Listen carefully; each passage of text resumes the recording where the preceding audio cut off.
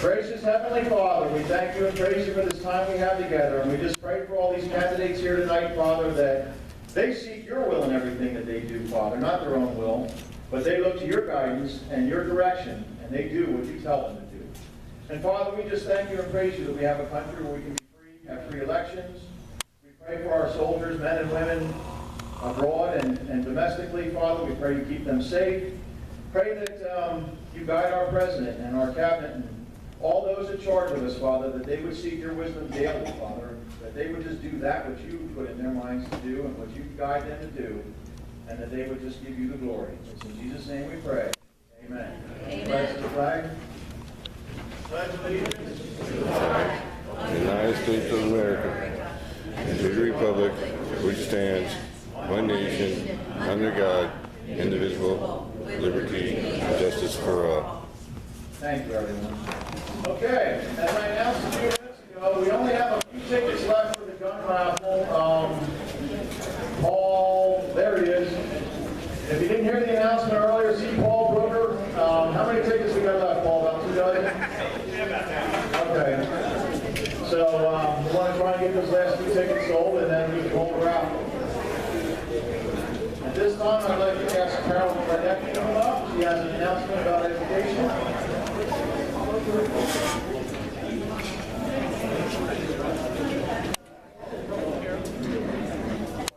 Okay, I'm going to start a new Constitution class in January after the holidays are all over.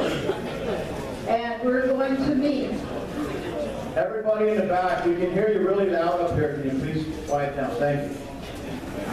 We're going to meet at my house. You're going to sit in comfort in my living room. I might even put out some pretzels or something. Anyway, we're going to be using this book. It's over 800 pages long. It's called The Making of America. This course is going to take 24 months, 2 years, meaning once a month. I know you're saying to yourself, oh my God, I'm not going to do that for 2 years. But do you belong to the fire company, to a ladies auxiliary, to the Lions Club? They meet once a month. And how many years have you been doing that? You're here. We only meet once a month. How many years have you been coming here once a month? It doesn't take that much time. Now I'm going to ask, I had a class before in this book. I had about 30 people who in this room took my class already. Look around you. Ask those people if they thought it was a good class, if they liked it, if they learned something. Okay, so ask them. So anyway, if you are interested, I am at the first table at the back of the room, right when you came in the door. So come back, ask me about it. The book will cost $17.95. If you buy it in a bookstore, it's going to cost you $30. I get them at a discount because I buy a quantity. I get them from the National Constitution Center. There is no other cost for the class. It is free. You only pay for the book. So think about it. Do you want to learn about your Constitution? By the time you get through this book, you will have studied the Constitution, every word of it. So thank you for your attention, and think about it. Thank you, Carol. I would like to ask one of our fellow Patriots to make his way out of the kitchen. His name is Jim Reed. Mr. Reed, would you please walk out of the kitchen? Get out of here. He just went outside. There. If everyone could help me in welcoming Jim back. Jim has had some trying times. He is now driving and walking again, and it's great to have our brother back amongst us. So Jim, welcome back. You want to say a few words? I'm tired. No, I'm good. It's good to be back. Thank you, sir. All right, brother. We're glad to have you back. That's great. All right. Sam, you have an announcement about elections?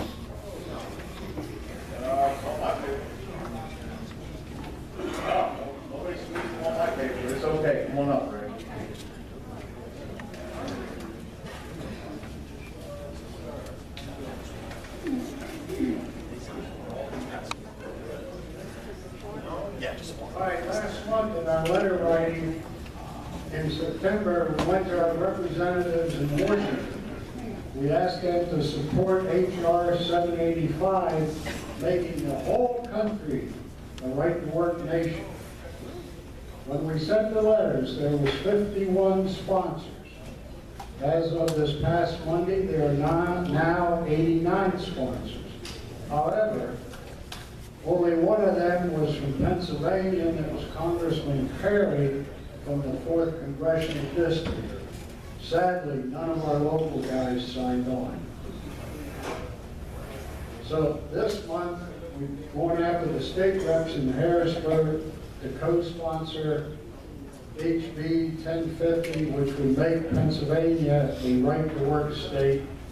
If we can't wise up Washington, at least we can try to wise up Harrisburg. Berks County Patriots can't make it any easier for you to have your voice heard than its letter writing campaign. We write the letter, you sign it, Berks County Patriots mails it for you on its dime. If you are not on the letter writer's list, see Larry or myself at the table at the back of the room and join the campaign to control our country and get our Commonwealth back to the people. Thank you. Thank you, Larry. Now, Sam, I can know.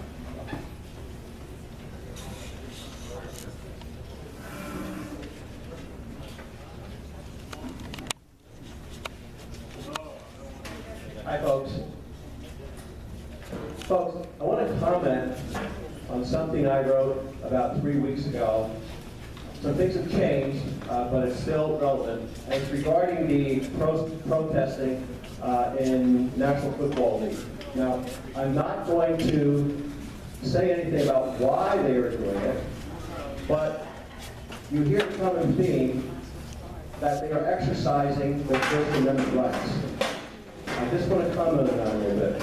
Folks, they are employees. Employees do not have the constitutional right to free speech or free expression in the workplace. Constitutional right is only for if the government tries to resist you speaking. So when you hear them say they're just exercising the First Amendment right, that is not so. Now, the employers set the rules. They decide what should happen in the workplace. And as an employee, which they are, you must abide by those rules. If you don't, they can fire you. Absolutely can fire you. Now, this means that the owners and commissioner, in this particular case, could have stopped this and had stopped it right now. They should have stopped it last year before it got out of hand like it is now. Do you know that the average football player in the National Football League makes $1.9 million a year? That's the average. That's over $118,000 a game. If the owner says, hey, these are the rules, fail, how many players do you think are going to want to give up $118,000 a game, each and every game? I don't think too many. So the blame goes here. If you want to call blame, you have the players, you have the owners, and the commissioner. But let me just go a little bit further. You probably are aware that the sports leagues get special tax breaks. Now, what does that mean? That means they pay less taxes and we pay more taxes. The public pays about 70% to build new stadiums. I'll give you two examples here. Louisiana taxpayers had to shell out an estimated $165 million in tax breaks for the New Orleans Saints. $165 million in taxpayers that would do that. You think that's something? The Oakland Raiders moved to LA was made possible by a $750 million tax on Clark County residents. And yet, the sports leagues generate nearly $2 billion in revenue. Maybe we want to revisit these tax breaks. Maybe something should be done with them. Folks, I love football. I'm an Eagles fan. They're doing fantastic. This is tough. I have not watched one game. Principle before your self-desires. Let me leave you with one thought. Just picture this. Colin Kaepernick was making a speech somewhere lecturing the oppressed. Now, he was lecturing the oppressed in our country. He was wearing a Fidel Castro t-shirt. That makes sense? Okay, I'm off my soapbox. Next, we got four areas to cover. Next, folks, we want to thank you, all of you that attended Paul Mangle's for Governor meet and greet. It was very successful. I particularly want to thank Berks County Patriots. We were instrumental in making it the success that it was. Now, folks, we didn't support this because we supported or didn't support that particular candidate. We did it to show the candidates that Berks County has power in numbers. And we also did it so you would become an educated, informed voter on election day. So please, I want to thank all of you for doing that.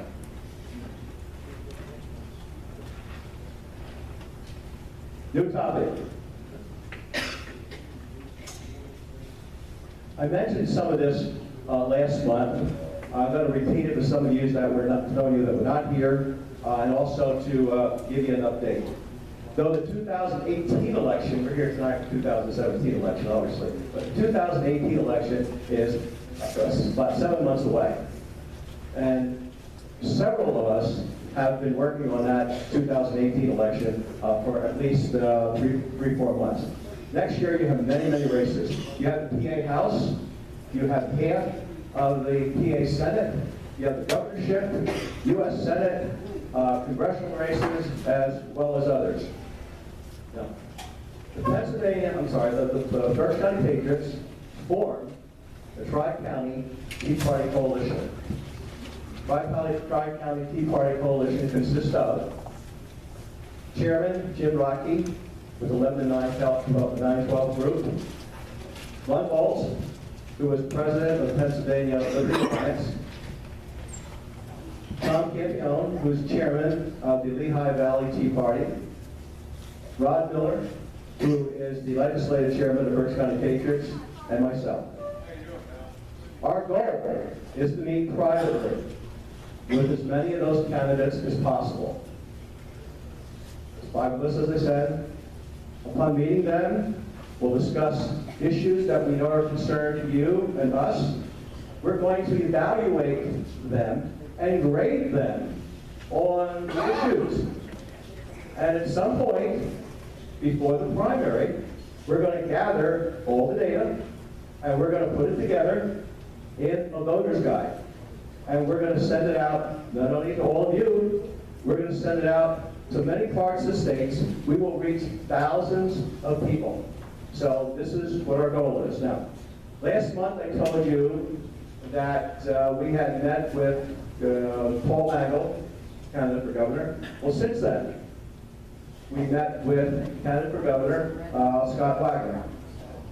Last night, we met with Congressman Lou Barletta, who is running for the U.S. Senate.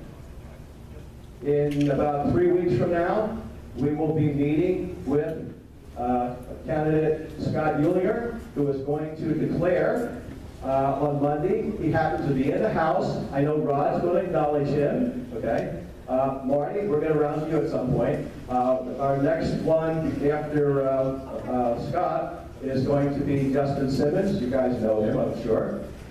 So we will be making the rounds.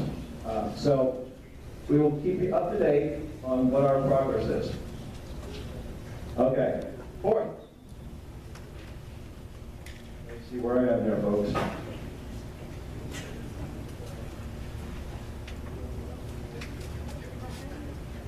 Okay. The Berks County Patriots elections are next month. Per our bylaws, as the vice chair, it is my duty to announce the following. The third Thursday in October at our general meeting, the election committee shall announce that nominations will be open from the first day in October to October 31st.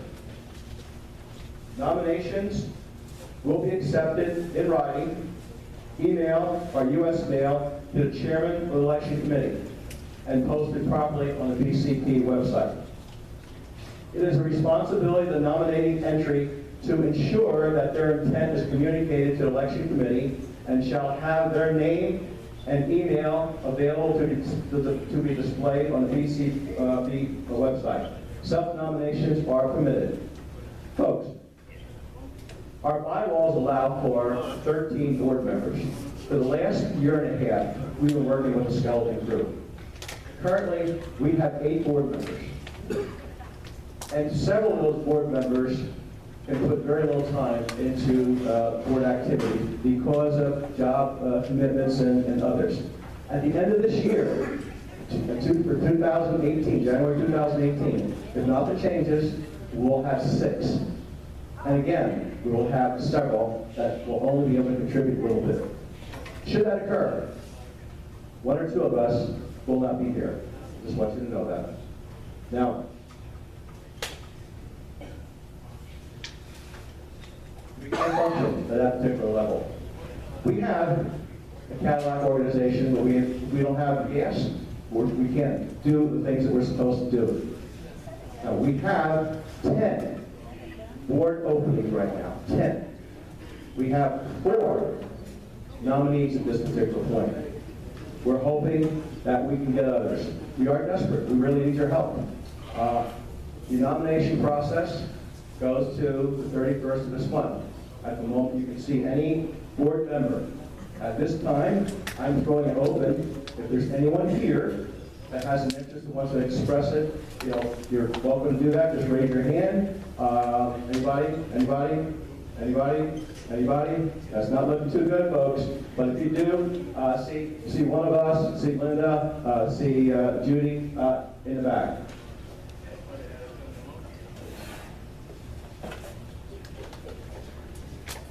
I told you earlier that last night we met with Lou Barletta. After that meeting, several of us hung around and we did some brainstorming.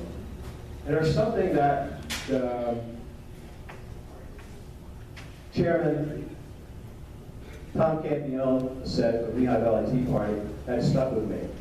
And I actually stuck with Rod and others as well. And basically, if you want something done, if there's an issue you feel very strongly on, and you expect it to get it accomplished, you have 2 choices. 2. Only 2. You either become a fighter, or you fund a fighter. Those are your only 2 choices. Become a fighter or fund a fighter. Folks, thank you very much for your time. God bless you all, and we'll go on to the rest of the program. Jack, you want to go first?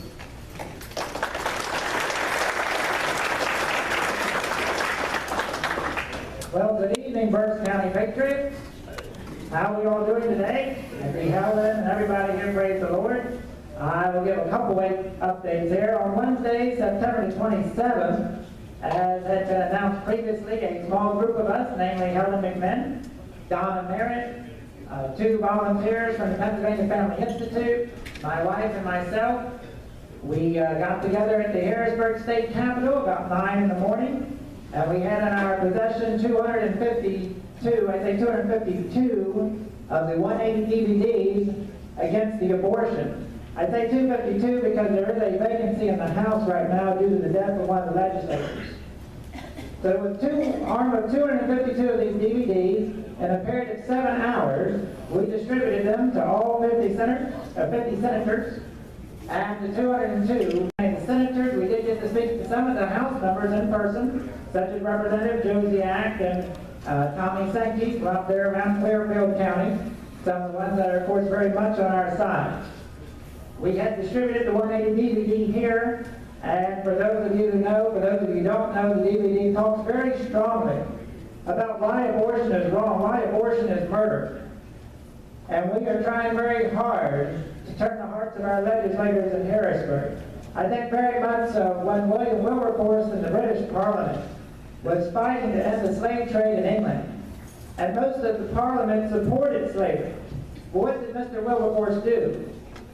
He, in a very crafty way, not dishonest, but in a crafty way, got members of the British Parliament out to the slave ships as they sat there in the harbors of England. And as those British Parliament members came to the ships and they smelled the stink of the ships, where the slaves were held in the bottom of the ships and they were drawing on each other and all because of the filthiness, the inhumanitarianness of it. And British Parliament members were gradually, over a period of a few decades, changed. Their hearts changed against the evils of slavery. And that is our intent with this issue of abortion.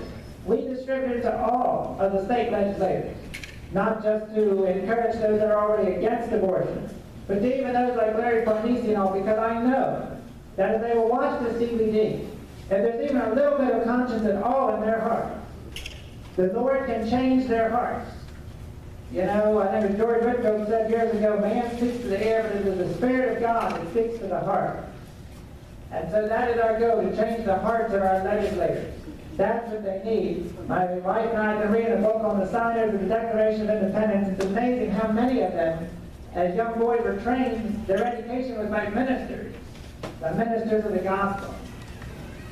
Abortion is illegal. You know, I think Jim Rockey was mentioned there in the Tri-County Tea Party situation. And even as I heard Jim Rockey say, and I agree entirely, even as we speak, abortion and sodomy are illegal in the state of Pennsylvania. A court ruling is not a law. The Constitution makes it very plain that this Constitution and the laws passed by Congress and treaties made by foreign nations, those are the laws of the land. Roe versus Wade is not the law of the land. The Supreme Court did not and does not have the right or will ever retain the right to create the right to murder. Our founding fathers in their law books, I think of William Blackstone's law book, he taught, and I think the day of abortion, he said, if the state would command you to murder or would give you that opportunity, you are not to do that. You are to transgress a human law before you would go against God's law. According to the U.S. Code, the Declaration of Independence is still considered the law of this country. And what does that declaration state? It states that we believe that all men are endowed by their Creator with certain inalienable rights which belong to either life, liberty, and pursuit of happiness. Our founders realized that our rights come from God, and that the only purpose of civil government is to secure those rights. Man cannot give us our rights. Whenever man says that they're giving us a right, they're taking another right away. When man said they're giving women the right to choose, they took the right of life from that child in the womb. And that is wrong. Yes, amen. I also want to give an update on Roy Moore running for the Senate in Alabama. But while I'm on this abortion issue, one of the things Roy Moore brings up is when he was a cadet at West Point in New York.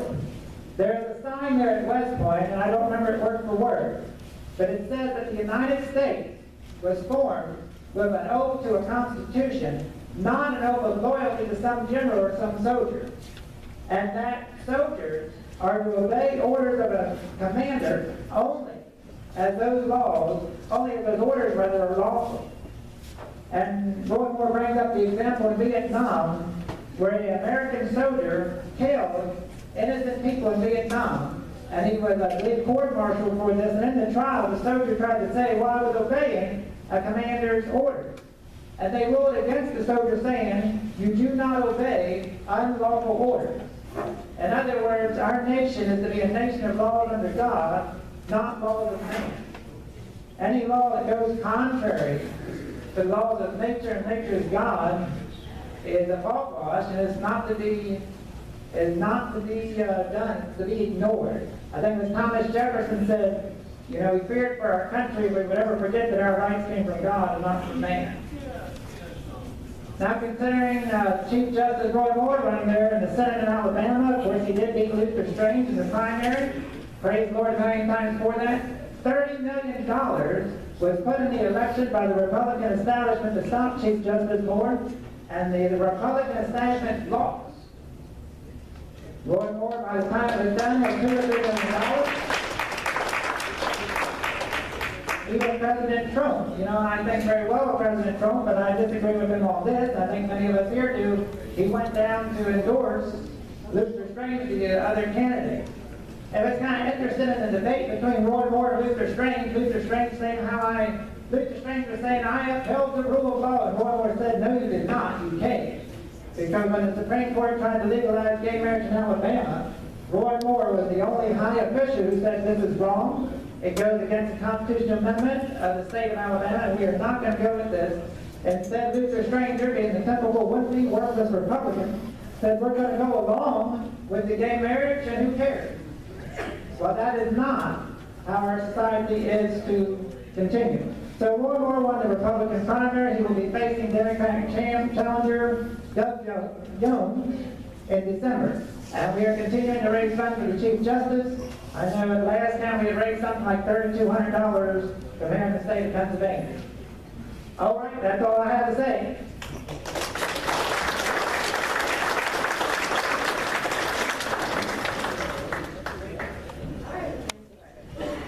Hello, Patriots. All right. If you've been here, for the last couple months, you know that we, organized a rally to support President Trump's agenda. And so we did have this rally, and we called it, well, it was actually an overpass over the 222 overpass on Berkshire Boulevard. So that occurred on September 23rd, and it was great, all right? We had Trump signs, we had support our president, we had, 100 flags, we had Pray for America, and all of us were standing there shaking our flags as all these cars and trucks went by. And over the 2 hours, we probably, I would dare say, thousands of cars. And so we had everybody beating their horns. We had the 18-wheelers pulling their horns real loud. And then all of a sudden, what happens is we had this one car drive up off the 222 bypass. And they pull up, they roll down their windows, and they start, this is great, this is wonderful, I can't believe it. It's so good to see people around here, standing up for Trump. And then all of a sudden, right after that happened, another car pulls up. And it's a whole bunch of GOP people from the Republican women saying, why didn't you let us know about this? We would have, advertised it and gotten more people out here, and, this is great, can we take your picture? And then what happened just last Sunday, which is why I want to explain this, because it does say that awareness means a lot. I'm at church, and somebody comes up to me and says, Helen, a couple weeks ago I was going along 222, and we saw all these signs for Pence, for Trump and Pence, and we thought, wow, this is great, that there's awareness in this area. But we started thinking, we thought we saw you up there, standing up there on top. And I said, yeah, it was me, And so what I'm saying to you is that these were a couple of amazing hours, and it just showed us that awareness means a lot. And we do have to bring awareness to our community that we are supporting Trump, we are supporting his agenda. And so basically what I'd like to say to you is that, would you please come to the next one? And it's this Saturday. And we're going to do it again over the 222 overpass, right there on Berkshire Boulevard, right down from Kissinger's Church, and right around the corner from Mission Barbecue, if you know where that is. The Kissinger's Church lets us park in their parking lot, and then it's only like about a 20-foot walk. And it's just, it gave me a lot more enthusiasm to know when I saw all these people beating their horns and these big trucks pulling their loud horns that, it meant something. And then for somebody to come up to me at church and say, yeah, it was great. So please do me a favor, this Saturday, noontime, till 2 o'clock. If you can't come for the whole 2 hours, at least come for an hour. Or for however long you can come. And I would like to recognize the people that were there last time. They're here, please stand up. Was Donna Merritt and her daughter, was Kevin McTish, Tom Gross, Carol Boray, her husband, Andre, Bonnie Stock, Ralph Stock, Ray Boster. Come on, Ray, you can get up. Joe Phillips, where are you? There you go, Joe. And James Wilson, our candidate for coroner. And I should have taken his picture because he was jumping up and down with 2 flags in his hands the whole 2 hours. It was great. It was great to see. So this Saturday, noon to 2, 222 bypass, Berkshire Boulevard. And bring a friend, please. And we really appreciated everybody coming, but we want to try and increase the numbers. So please think about coming if you have 2 hours this Saturday. Thank you. Oh, you're passing around a sign up? Okay, I do have a sign up that people signed up for months ago. And we've been calling, we're going to be calling those people. There's about 36 of them that said that they would be willing to join the agenda for Trump. So we'll be calling those too. So if you already put your name down a couple months ago, don't worry, I have your number. But if you haven't and you want to join us, this is not going to be the last time either. So, all right? So if you're busy this weekend, maybe not the next time.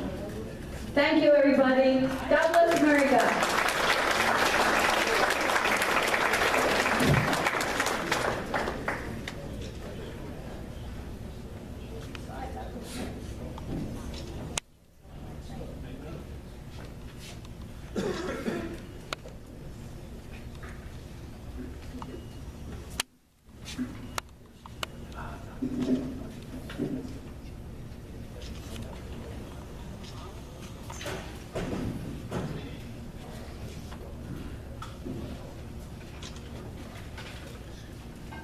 Hang in there, folks. We're soon getting to the part of the program, the reason we're really here, which is politics. But I was again reminded to announce that there's been some tickets sold for the gun raffle. In fact, a couple of people said if they didn't know they was going to have tickets tonight, they'd have brought money. There's an ATM right outside if you're interested. So, anyway, we're going to limit the tickets to the 165. That's your chance, it's 5. I think it's 5 guns. Okay. Get on with the business on hand.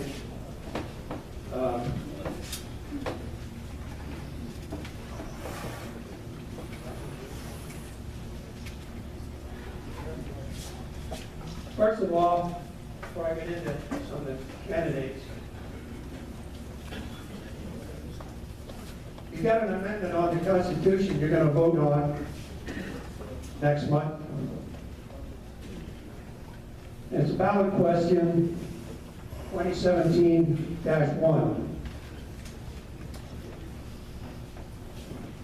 Two of us did some major effort looking into this to see what the merit is, whether you should vote yes or no. Myself and Ron Bolts of the Pennsylvania Liberty Alliance. Folks, this is a ballot question to be voted on as a joint resolution to amend the Pennsylvania Constitution regarding property tax.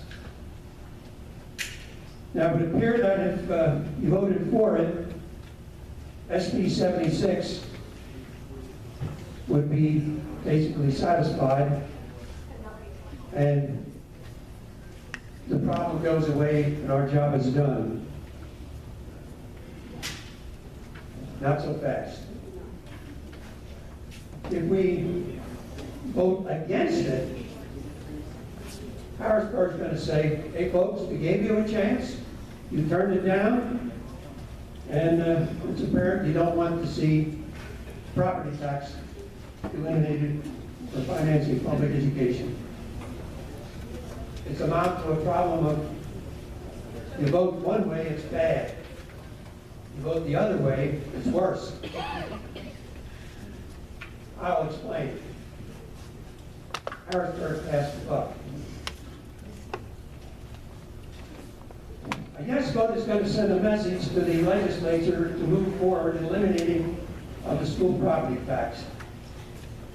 What it actually says, it permits the legislature to pass a law.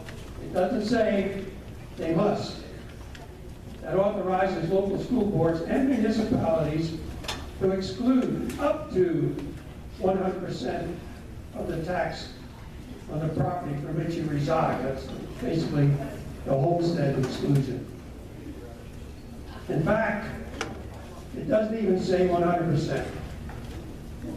You know, we have a present law now, they can deduct up to 50% of your property tax. You get yours, they get mine. So, the mud in the water is until it gets back to the responsible committee, education, local government, whichever committee takes it upon themselves.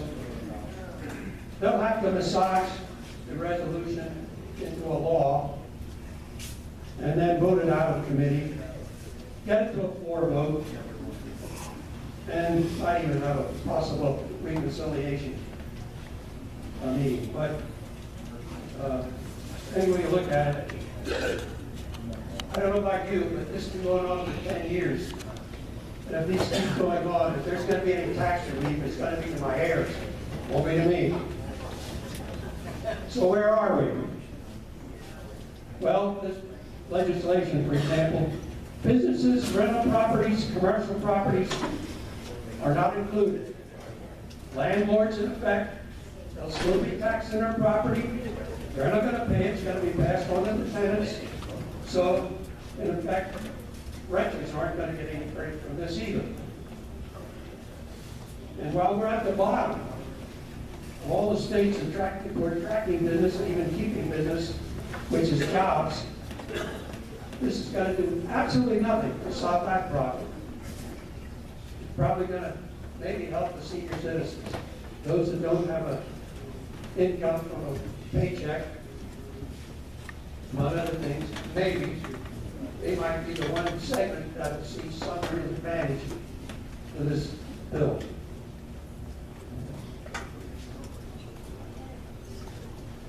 Also,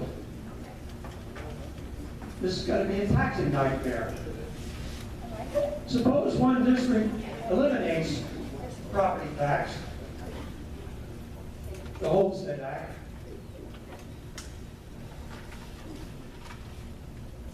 and by some formula, the state will determine how much money that district will lose on eliminating property tax.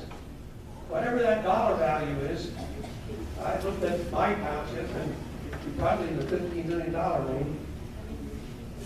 That money could come from Harrisburg to subsidize that district school board, and it's borough even, they could do the same thing. And that's where the money comes from. However, if you're in the Schuylkill Valley district and they decide not to enact it, then you're going to pay not only your property tax, but your tax money is going to Harrisburg, and they're going to send your money back to Muhlenberg because Muhlenberg enacted it. It's a nightmare. Some politicians even say, well, wait a minute.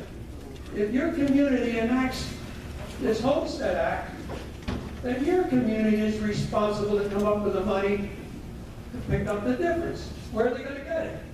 Sales tax? That's a sales tax across the state. They can't pay sales tax in one township. Income tax? They have a 1% income tax.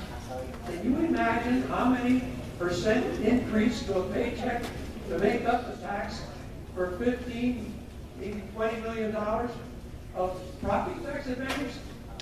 It can't be done, folks. It'd be a revolution. These folks that, in effect, live in that community, they might even consider moving to another community. Thank you, Alan.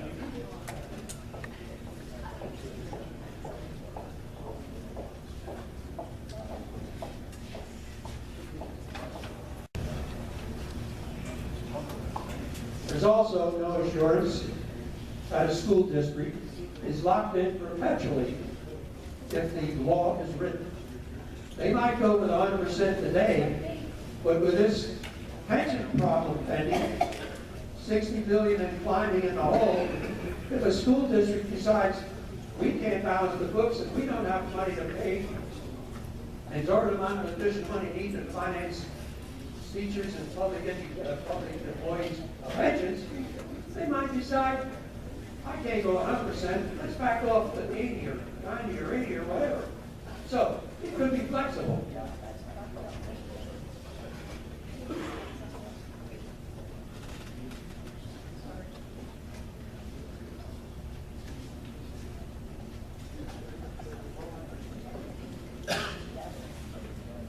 Conclusion here, just give a few things at the running limit.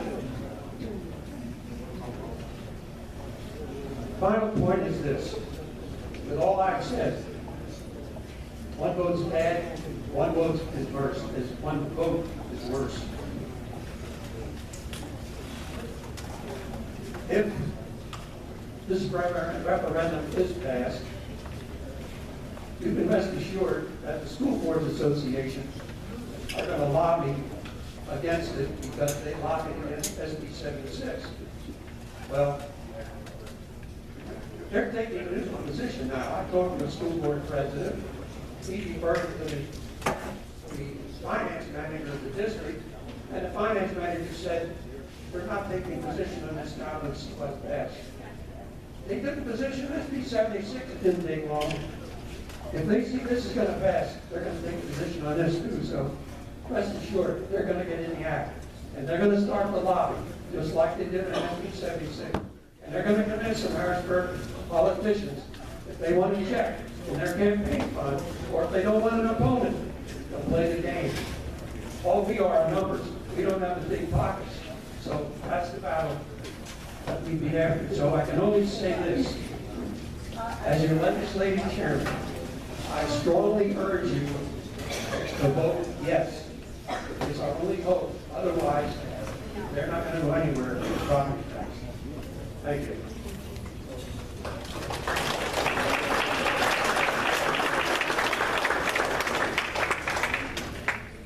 Okay, now we're going to get into the candidates.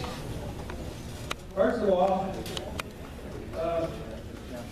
anybody that's running for a local office lower than the county level, and you want to be acknowledged that you're here, all of you, please come forward. I'll introduce and let you introduce yourselves to let folks know who you are, what you're running for, and what district.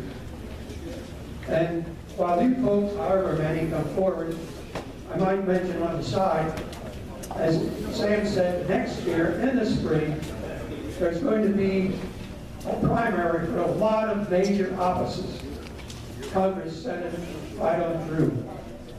And there's one office holder in Congress that Patriots, based on our issues, isn't particularly friendly from our point of view. And he decided he's not going to run again. Well, he didn't hurt my feelings, and I'm speaking of Charlie Bennett. I don't pull punches. Charlie Bennett's voting record and what his position is regarding supporting the agenda is not healthy for what needs to be done in this state. There are people coming forward now that are going to try to run and take that seat. And I hope whoever wins is going to support the views that we've expressed over the years. And the fact is what our president stands for. Two of those folks happen to stop by tonight. And I thank them because come May, I expect they're going to come back again and we're going to hear from them. At least tonight I will acknowledge over here on the side, standing waiting patiently, Scott Ollinger. Everybody see Scott?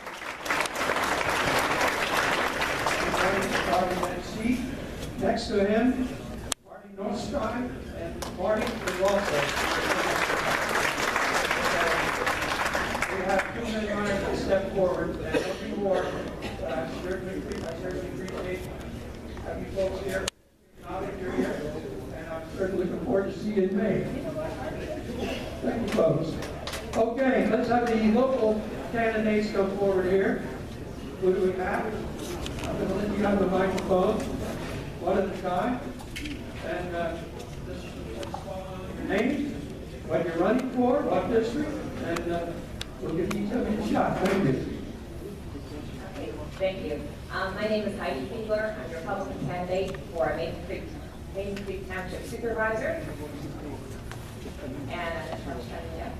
And I'm running to staff better government in Main Creek, and I've been a supervisor before, and I look forward to serving everybody in Main Creek Township.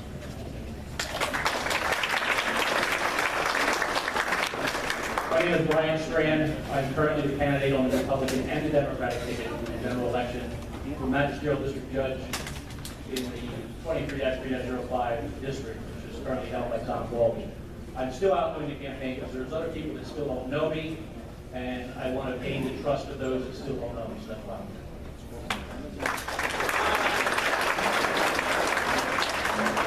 Good evening, everyone. My name is Matthew James. I'm also running for Magisterial District Judge. I'm trying to run for the spot being vacated by Judge Frederick out in Old Valley. That District 23-3-03 runs from Amity Township up to Longswamp Township.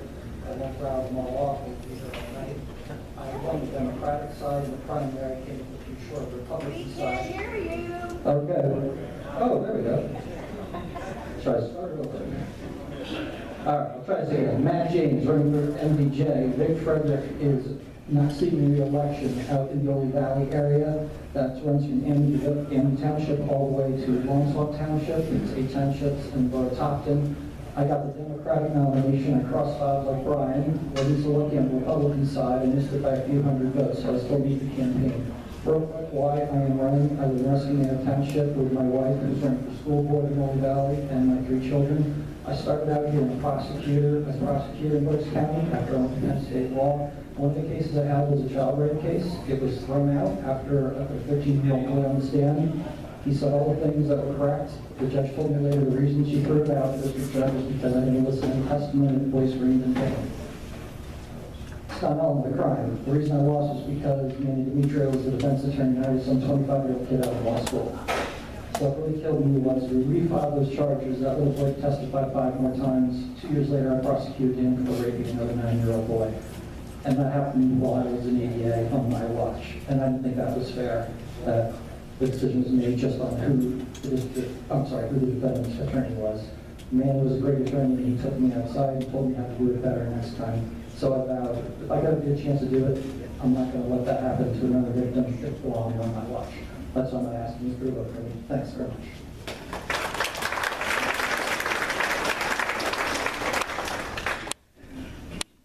Bruce is our flag guy.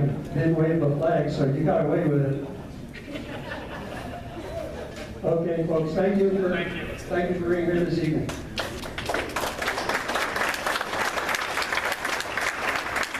Okay, now we're at the candidates. Ground rules. I'm going to do it this way. We only have 3 that responded to our invite that are row office candidates.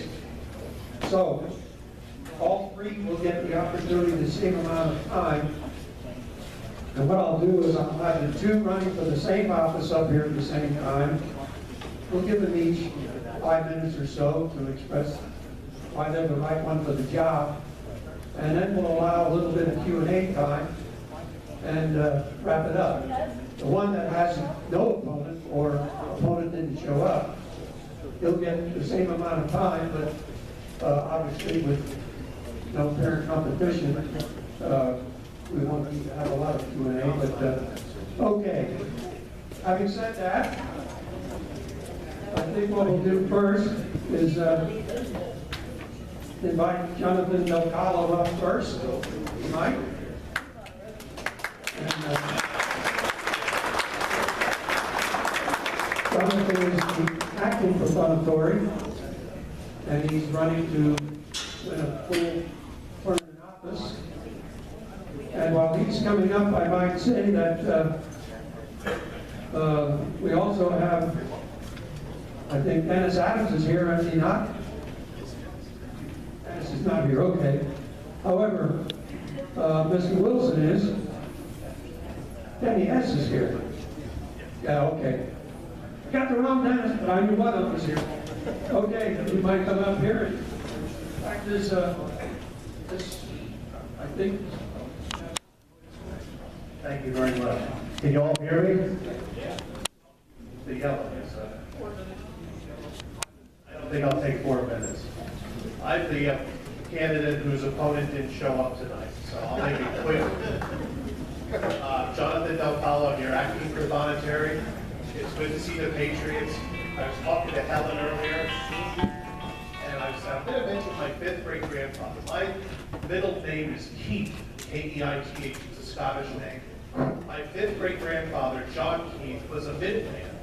He was part of the Lexington Alarm in April of 1775.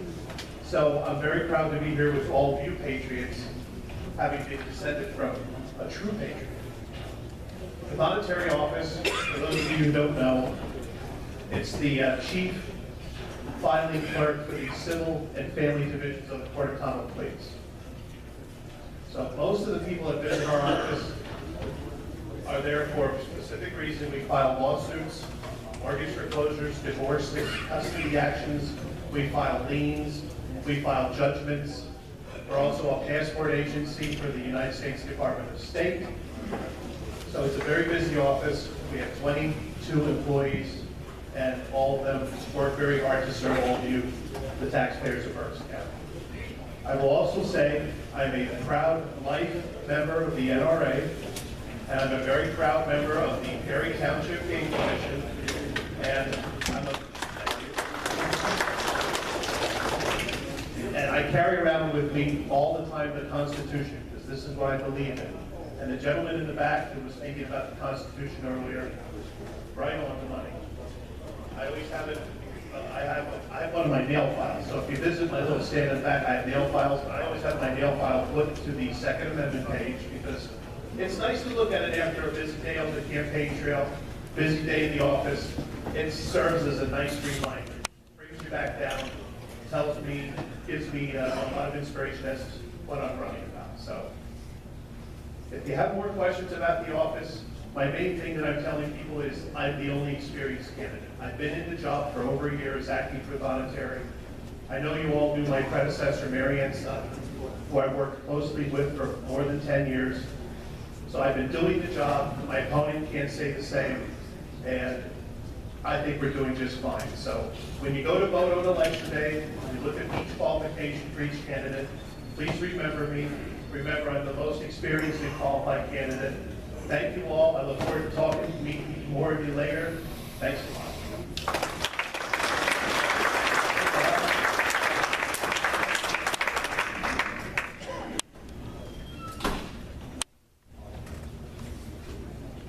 Anybody have any questions? Maybe. And if not, fine. Make it clear. Thank you.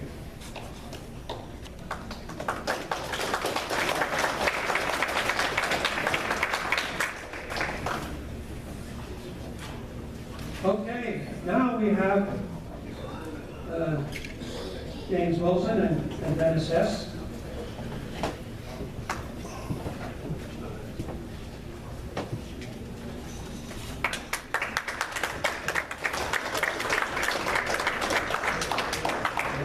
Okay, they're on the way.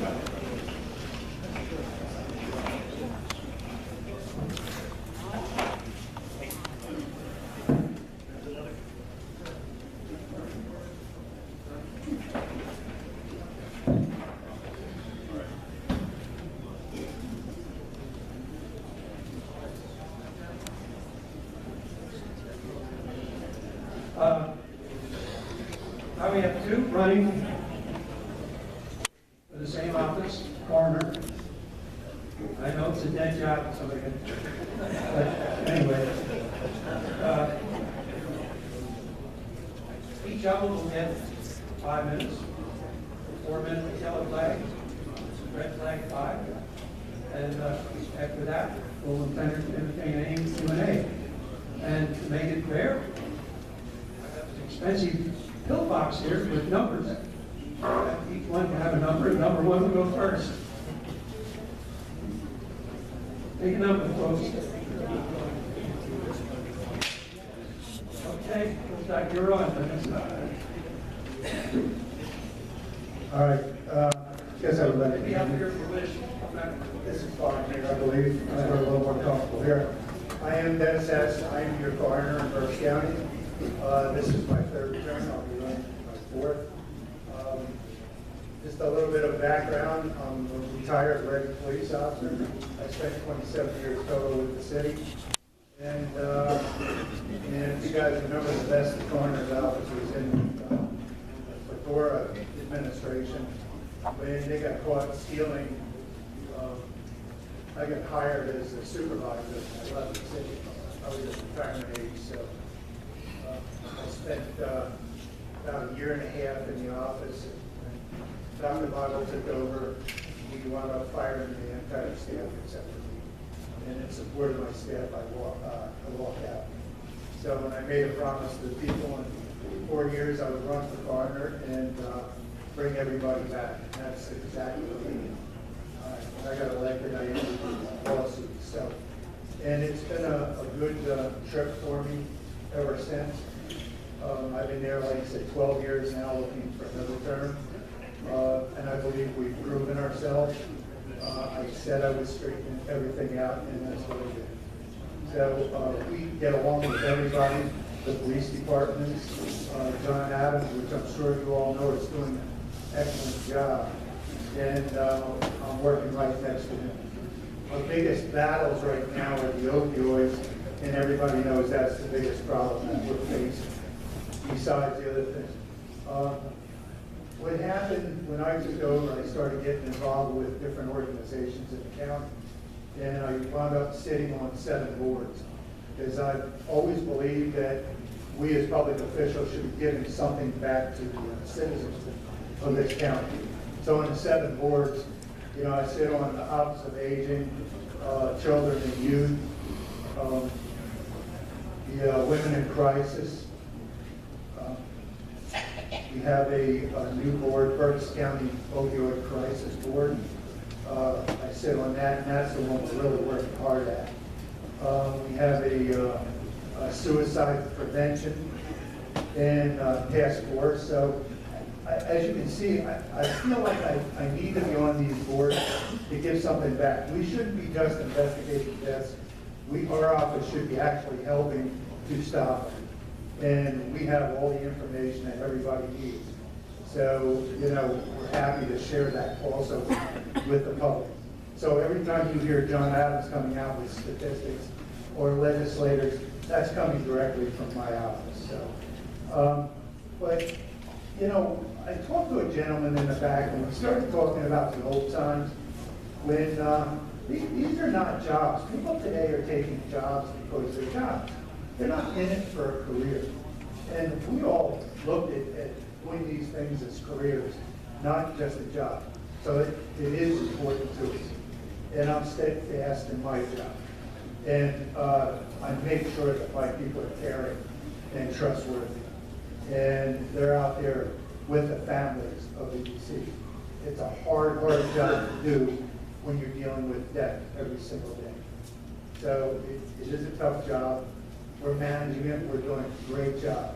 But folks, this is a commitment that I have made to you all, and all the public and citizens of Berks County. So I think, you know, the fact that we are doing the job, I think we're doing a real good job. And please ask anybody, ambulance crews, clergy, funeral directors, people like that, and they'll tell you what they think of my office. So I would appreciate your support, not because I'm banging heads, not because this is Jim Wilson, but because we are doing the job. We're doing a great job. And thank you all for inviting me here and allowing me to speak.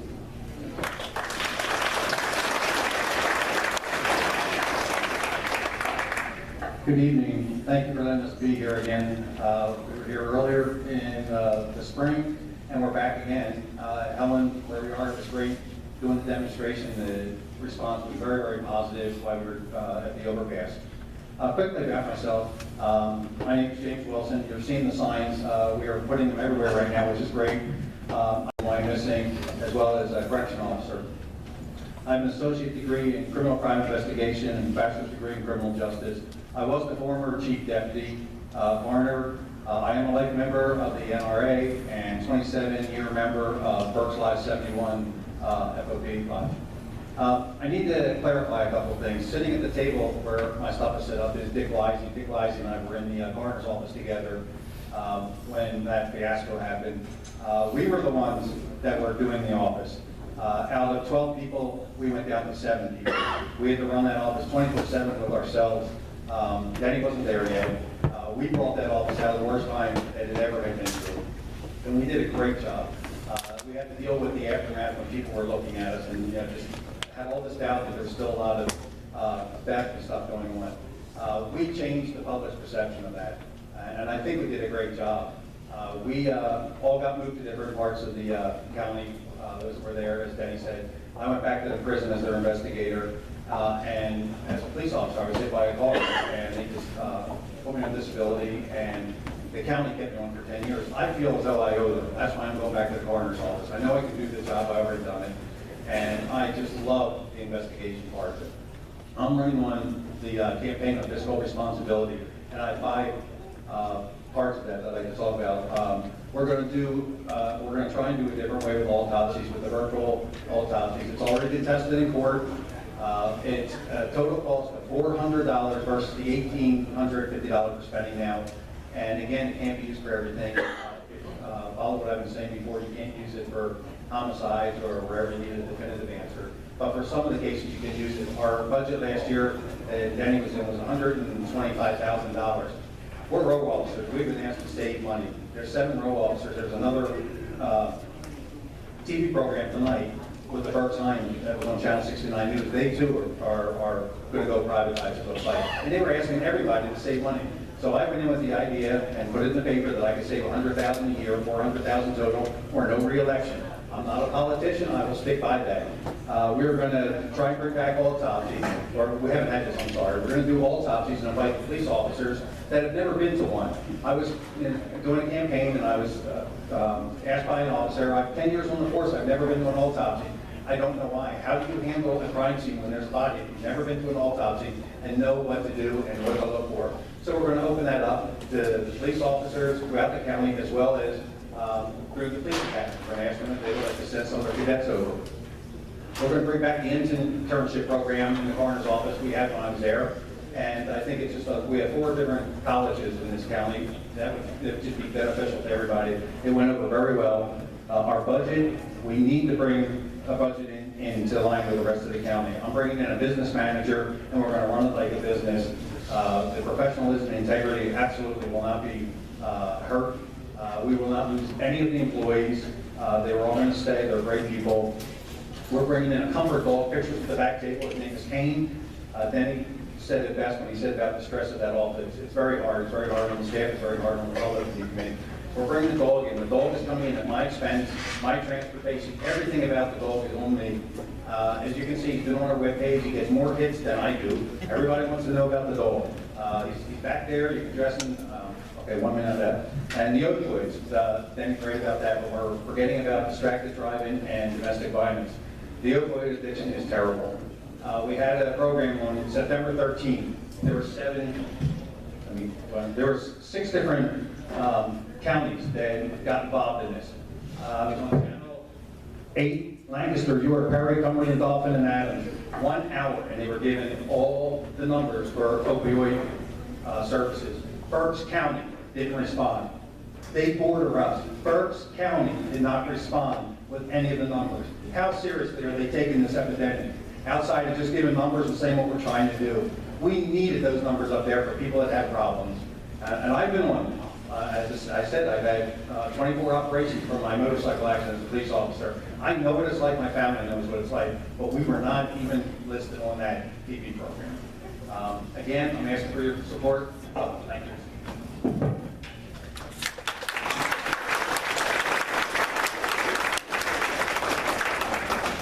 Okay, thank you, gentlemen. I think, just for the record, Mr. Wilson's on the Republican side, and Ms. Bass is on the Democrat side, but that's not the issue. But I think for identification purposes, we point that out when you look at your ballot.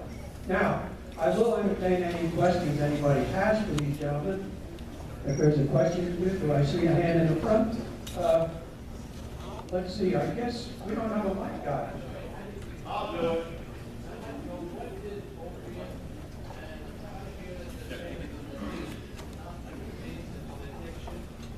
And how do we get through the young kids that practice these drugs? How can we stop them? Repeat that.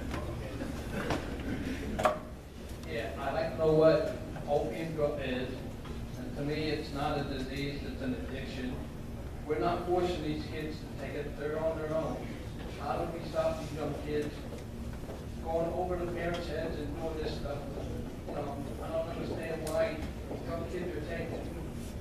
And there's got to be something in how we can stop drugs being addicted to the kids. Okay, I should have pointed out, and you didn't violate any rules, but we're trying to keep it to questions rather than speeches. But paraphrase what he wanted to ask, that's fine. But in the future, if you have a question, we'll accept that. And if you have to set the question up, fine, and then get the question in. So with that, and all questions, both candidates can respond. I don't care if both want to or not, but both can. Thank you. Question is what are opioids? And the biggest part of the problem probably was 5 or so years ago, where I said we were epidemic with the opioids. They were coming in pill form, and the big pharmacies were pushing to doctors. There's been a lot of talk about that. There's a lot of money in that, and what they do is the chemicals, you get hooked on very easily. So when they started getting hooked on the opioids, painkillers, things like that, then they started using fentanyl and stuff. But it changed over. OxyContin was selling on the street for $80 a pill. Can you imagine that? For $80 a pill. So what happened now is the heroin started coming in from Mexico, and from China. They were bringing fentanyl from China. And that's what wound up on our streets. And the heroin is $10 for a bag. So what are you going to pay, $80 for a pill or $10 for a bag? Now that's why we have such a problem with heroin.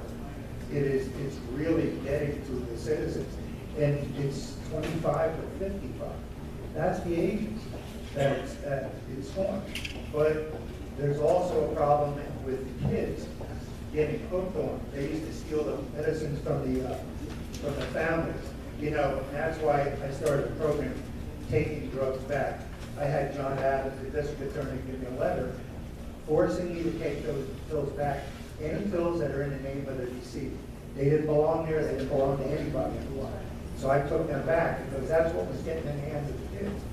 But the Berks County Opioid Crisis Board now, we're targeting those kids, you know, and getting it back to the schools where, you know, we're trying to make a difference because it does start there. So we're doing everything in our power to do that. And I got 1 minute or less than 1 minute. I just wanted to say our numbers are our numbers. We send them out to anybody that wants them. As Mr. Willis said, there's been a lot of TV shows. What happened is those programs, they didn't ask for our numbers, that's why they did that. That group of counties that was in, that's a specific group that they were targeting. So hopefully that answers your question. I agree with a lot Danny has to say, except the part that you asked, how do we deal with it? It's a pill. It's given out to anybody who has any kind of surgery for a bone, and we've all been through that stuff. What we need to do is we need to address a different demographic. I've already met with counselors from the high school, and my daughter, my youngest one, who just graduated from Penn State, told me the same thing, Dad, you're doing this wrong. And we were talking to high school and junior high, and even in the coroner's office. We used to always take the band at prom time and do that old scare thing. We're doing it wrong. We need to address the middle school, the kids in 5th, 6th, 7th, and 8th. They're the ones we need to address, and that's where the program needs to start happening. What we have to do, even in the coroner's office, we're at the end of the line. We don't call until there's a death. So how do we do the prevention? I think it's time we team with our 2 hospitals. We get in there, we come up with some kind of brochure, and we run classes on it. Every week you pick up the paper, you open up the paper, and there's a page inside. It tells you of the weekly classes that are being given out at the hospital. We need to start addressing the kids in the middle schools and make it to where we can go to them. The parents aren't going to bring it to us. Let's go to the high school, to the middle schools. Let's take it to them. Let's put on these programs and be proactive instead of reactive. Thank you.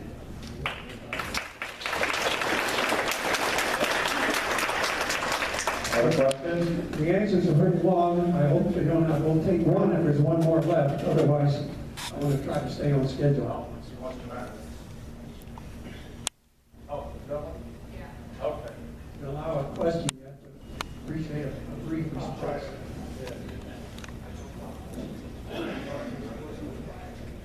Hi. So my question is, to what degree is it important to have a party affiliation for county coroner? Do you think it would be better if medical officials would decide that instead of the public? So yeah, that's my question. For party affiliation, you should go by credentials. Look at each candidate, look at it objectively, and make your decision. However, we get that question all the time. I thought you had to be a doctor. You don't have to be a doctor. There's a forensic pathologist on staff. I think the best person qualified for this are investigators. You need to go to the scene. You need the totality of the scene and make a determination from there. If it's something that's questionable, we've had the pathologist come out to a number of the scenes, and if there's something that's going to need a definitive ruling, such as a homicide, you're going to need a forensic pathologist. Well, we have them on staff, but you don't have to pay a doctor to be a coroner. We do it a lot cheaper. I'm all for going to a district that's made 3 or 4 counties, one area, and take all that budget, take all those personnel, make it cheaper for the rest of us. I go with it, but I don't think you need a doctor for it. That's a very good question. And it has nothing to do with affiliation of parties. As Jim said, it's an investigative office. You're charged by the law. What I wanted to say to you guys, there's been a lot of talk of appointing a coroner or voluntary or register of wills. Whenever you start appointing instead of electing, you serve at the whim of the commissioners. So when you start spending a little bit too much money in autopsies and toxicology, things like that, the commissioners are going to say, hey, wait a minute, you're spending too much money. So that's why it's very important to have an elected office, because they cannot tell you where to spend your money in an investigation. And it is an investigation. Unfortunately, it costs money to do that. So, I guess it's Bethlehem. That coroner is appointed by the commissioners. And I just asked him, Zach Rising, I said, how do you fare out when it comes time to do autopsies and toxicology? And he tells me, well, they give him the hint that, you're spending a little bit too much money, so then he starts doing things a little different. So is he getting the true meaning of the investigation? I kind of doubt it. So that's why it's important to be elected. You want people that you all control, not the commissioners or just a small body. Hopefully that answers. Well, thank you, gentlemen. I thank you very much. I hope that was informative. You folks have stayed on the back. You can have a vote. Both gentlemen have a table in the back. We don't lock the doors at 8:30, so as we adjourn this program, if you have any reason to pick up literature or look around and talk to them, please do. Ask questions, please. Okay, now we're at the next part of the program. Here comes the judge. So, having said that, we're going to go right into the court of common pleas, and we're going to ask our 2 candidates to come forward, Tina Boyd and Ben Davies. And while they're stepping in the mic, I just again want to remind you, we still have raffle tickets. I don't know how we're doing over there on Paul, but don't be bashful. We're down to 20. Sure like to be the teens before we wrap it up tonight, at least.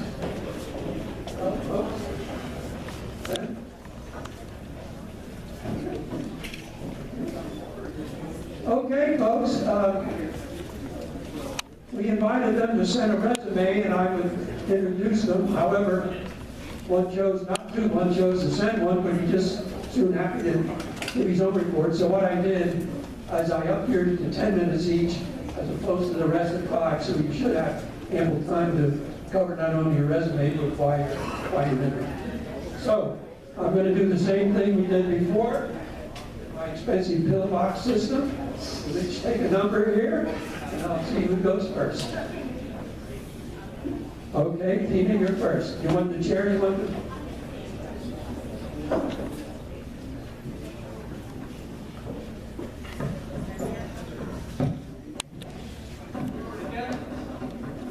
And again, we're giving them 10 minutes, so give them a 9-minute flag, and then 10-minute wrap. If they finish early, that's fine too.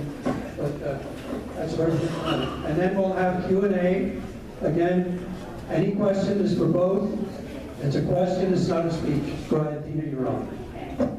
Good evening, everyone. And thank you for the opportunity to come this evening to speak to you about my qualifications to run for Court of Common Pleas Judge. As Rod indicated, my name is Tina Boyd. I'm 46 years old. I live in Ole, Pennsylvania with my husband, Jeff, who's in the back, and my 2 children, Natalie and Jonah. My children attend public school at Ole Elementary. They're in 4th grade and 1st grade. I've been an attorney for 20 years. I started my law career in 1997 clerking for Judge Elizabeth Ehrlich. I was her law clerk for approximately 3 years. She was head of family court at the time and a great mentor as to why I decided to focus primarily in the family law court. Sorry, I'm just trying to adjust this. Okay, I think we're better now. When I left Judge Ehrlich's law clerkship, I went right into private practice with a small firm in Reading. We had 7 attorneys at the time, and we handled civil litigation and criminal defense work. While working in that particular law firm, I had experience in every area of the court, including some criminal experience, civil litigation, orphans court, and of course family. When I left that firm, I went to Boyd & Carver, which is the current firm that I'm an associate at. My husband's a partner there. It's in Boyertown. There are 4 attorneys there. When I began practicing at Boyd & Carver, I decided to primarily put my entire focus in the family court arena. It's always been a passion of mine. I love helping individuals. I love children. And I think it's very important that we have people caring about Berks County families and getting children on the right path. Judge Ehrlich was a wonderful mentor in giving me the experience and the wisdom needed to represent these types of individuals. So besides my legal experience, I also believe that as a Court of Common Pleas judge, it's very important that you have personal experience in life. My background is very humbled. I was brought up by my grandmother since I was 13 months old. We lived on a farm. I'd never known my father, and my great-grandparents were basically very much of mentors to me as well. And I began working on the farm very early as a young child and began working outside of the home babysitting when I was 13 and have worked ever since. I'm a hard worker. I know the difference of right and wrong, and I have perseverance, which I believe are very core values that a judge should have when making decisions on the bench. So a few weeks ago, I had been asked by the Reading Eagle to present an article about why I believe that why family practice was important to me. And I never shared this with anybody, but I shared a story of the time when I was 6 years old and I was forced to testify in front of a judge against my mother when my grandmother was trying to get guardianship of me. After about 5 years of living with my grandmother, my mother decided that she wanted to try to obtain custody of me, and of course my grandmother didn't want that to happen. So at that time, there was a hearing, and there was no in-camera proceedings at that time, which basically meant that as a child, I was forced to testify in open court in front of my grandmother and my mother. And I can remember this. I had to sit up in the witness stand. I was qualified by the judge, And I remember the question he asked me. It was a beautiful sunny day, and he said to me, if I told you that it was raining today, would that be a lie? So I, of course, said yes, that would be a lie. And he said, I'm going to ask you a question, and I want you to tell me the truth. Who do you want to live with? Well, no child wants to have to look at a parent or a grandmother or a caretaker and tell them who you want to live with when it's probably one of the most uncomfortable things that you ever experience. I, of course, looked down very quietly and said I wanted to live with my grandmother. Well, I don't remember what happened much after that, other than the fact that I went home with my grandmother and lived with her for the rest of my minority. So my whole purpose of telling you this story is that judges' decisions do impact lives, and they do, make a difference in people's lives. If that judge on that particular day in 1976 did not make the decision for me to live with my grandmother, I would have not gone to college, would not have gone to law school, and I sure would not be here in front of you today running for Court of Common Pleas judge. So I'm very thankful for that judge, and I'm very thankful that he had some insight into seeing what was in the best interest of my life at that particular time. And that's why I'm running for Berks County Court of Common Pleas. I believe very strongly that judges need to be caring and compassionate about the individuals that appear in front of them.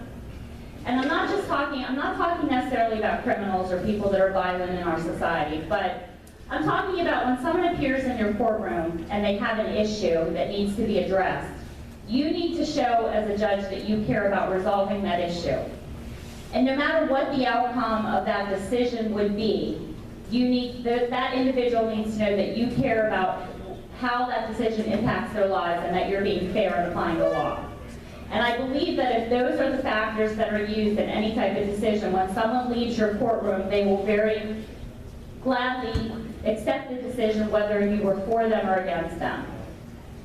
I've had a lot of complaints from my clients over the years that the court system isn't fair. They feel that it's very inconsistent, and they're very scared to appear before a judge for what will this judge do.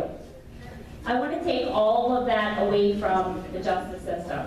I want every litigant to know I care about your case. I want my courtroom to be a secure setting, and I want everybody to know that I've decided in a fair manner based on application of the law. Now, besides being an attorney, I'm very involved in the community as well. I sit on the board of Safe Berks. I've been involved with Opportunity House. I've been involved with Olivet Boys and Girls Club. I have also been involved recently this year, got involved with the Special Olympics. I've been involved with pediatric cancer. And Moment of Peace Adventures, which is a nonprofit organization helping physically disabled and terminally ill children. And very recently, just about a block away from the farmers market here, I was involved with a project Restoring Hope through the HBA, Home Builders Association, where they take applications for people that need their homes repaired and just don't have the means to do it, and they basically take 1 week out of this person's life and fix their house into a livable condition. And I did assist in that program this year, which was about a month ago. Now, the position we're running for is a nonpartisan position. We both run under party lines. I'm the Democratic candidate, and Mr. Nevius is the Republican candidate. But it's very clear that this position that we're running for needs to be nonpartisan, impartial, and unbiased. As judges, our personal beliefs do not come into play in making our decisions. We're to be objective and fair and just apply the law. We should not be making any decisions based on our personal beliefs or our party line affiliations. And I can assure you that if you would ever need to appear before a judge, the one thing you don't want to ask a judge is, are you Republican or Democrat? I think the only thing you're worried about is this judge going to be fair. And I'm asking all of you here tonight to take that into consideration when you cast your vote on November 7th. You should be voting for the most qualified candidate, the candidate that you believe will serve our community best, and not based on party line affiliation. There's two things that I want to bring up as to endorsements that I have received. I was our top rated candidate amongst the members of the Berks County Bar Association, and I also received the state state police endorsement as well as the FOP Lodge 71 endorsement very recently.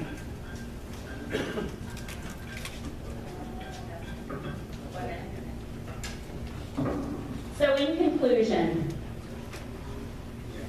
I'm proud to be an American. I'm proud to be standing here in front of you as a judicial candidate for such a serious position. And I will be very honored and proud if I'm elected as your next Berks County judge. And I'm asking for your vote on November 7th. Thank you.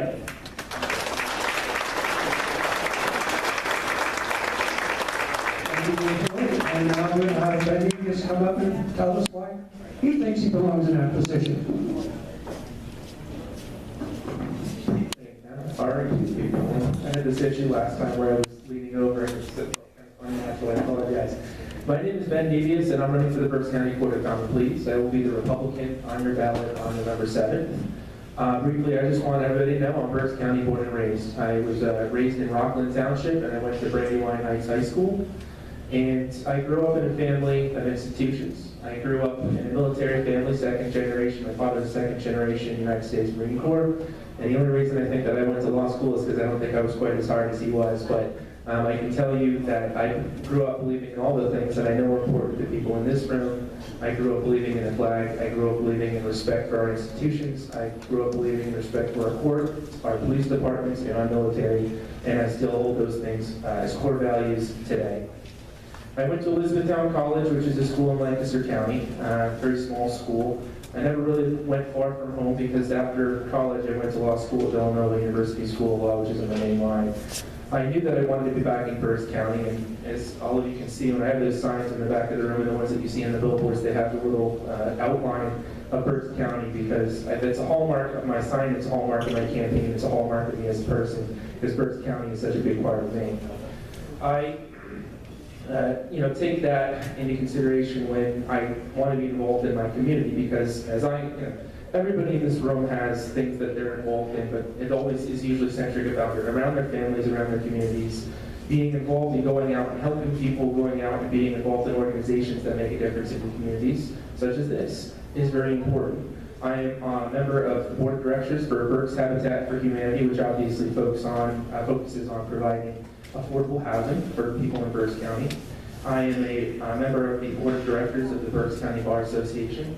I sit on a number of committees for the Bar Association, all with the aim of trying to make the Bar Association better, the practice of law better, making it easier for lawyers, easier for litigants, easier for the court to administer justice fairly and in an efficient manner. Back in 2015, I was appointed by the Berks County Board of Judges, which is the current 12 judge slate of judges that are currently judging Berks County, to be a discovery master. Some people have no idea what that is, and that's perfectly fine. It's interesting for people like me who are still litigators. But a discovery master is someone who comes in and helps take a burden off of the court, and that burden is helping meet through discovery disputes in civil cases. So almost any time a civil case is filed, you're always going to have two litigants that are fighting with each other, and usually something comes up where one party doesn't want to produce a witness or doesn't want to produce some documents.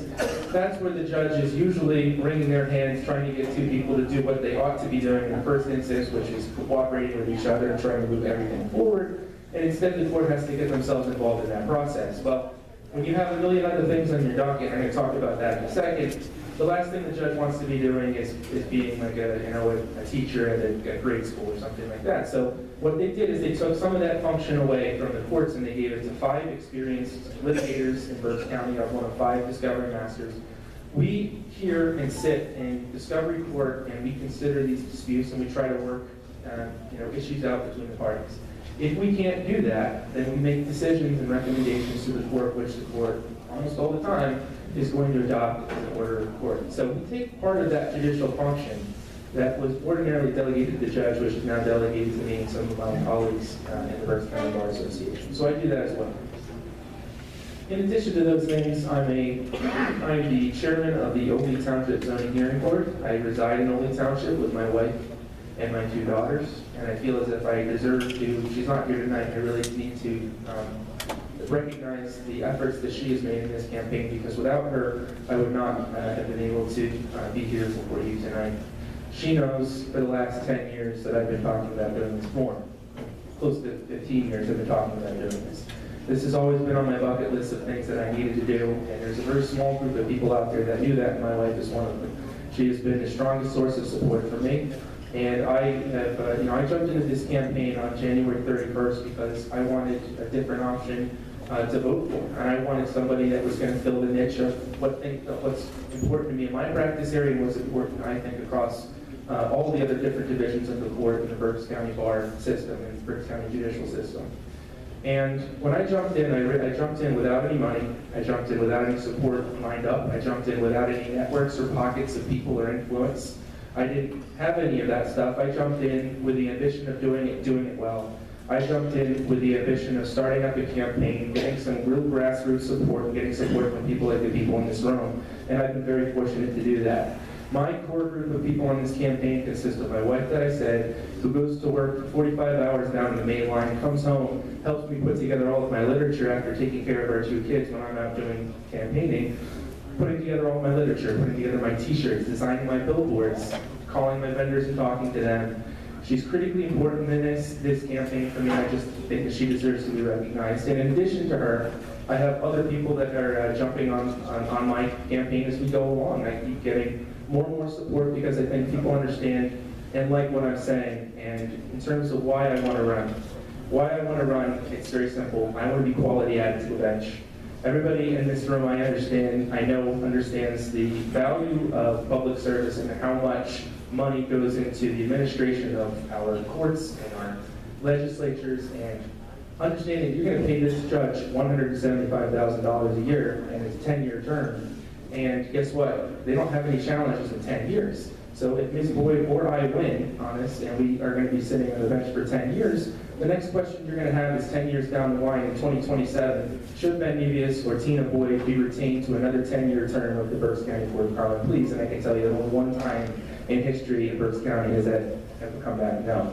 So you're paying a judge to be on the bench for a very long time, you're paying them a lot of money, and you're paying them to do a job that is very complicated, very complex, and it spans many, many, many different divisions.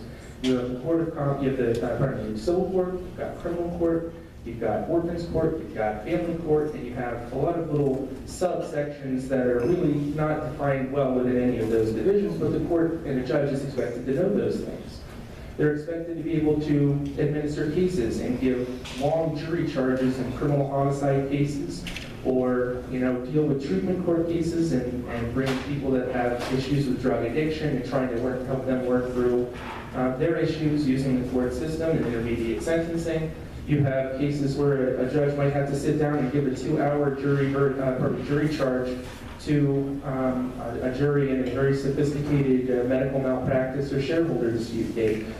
And you might have, to your point, we were talking about tax assessment work tonight, that goes before the Court of Common Pleas. Anytime someone in this room appeals a tax decision on their home to the Board of Assessment Appeals, if the Board of Assessment Appeals does not grant them the relief that they're looking for, it could be a commercial owner or a residential owner, that goes up to the Court of Common Pleas, and the judge has to handle those types of cases.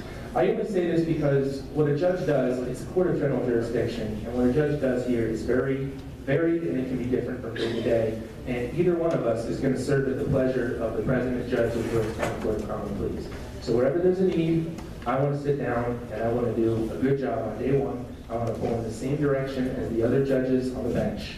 I have a very sophisticated practice group that I work with at Fox Rothschild. My firm has 800 lawyers and 22 offices across the country. We're a very large white shoe firm, top 100 in the country, and I only say that because there's a ton of different types of cases that I have to handle.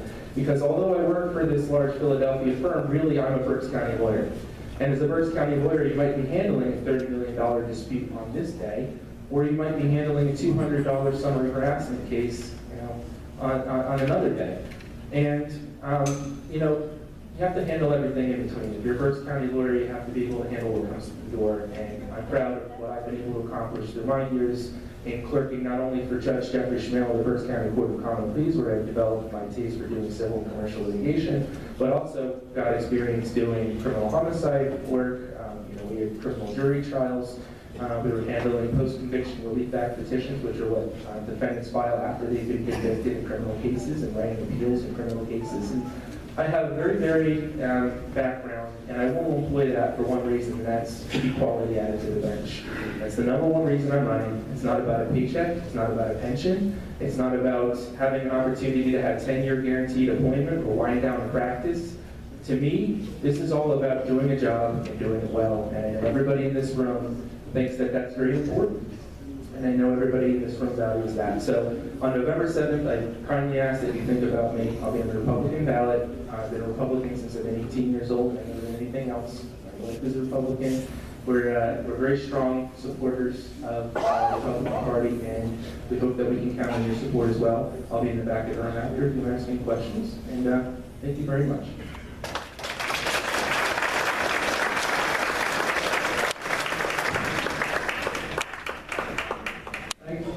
This gentlelady and this gentleman, fine job.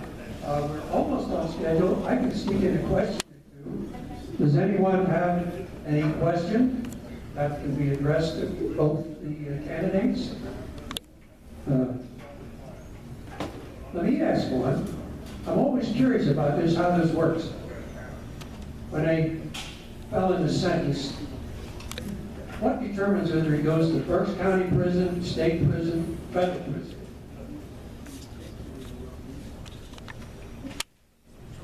Well, it all depends on, obviously, the crime.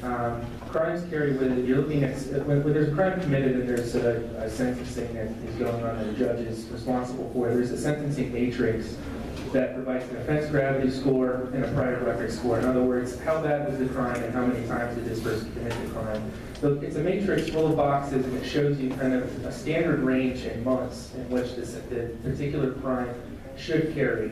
Now, a judge can deviate from that using his or her discretion by applying aggravated or mitigating circumstances to either increase or reduce the sentence.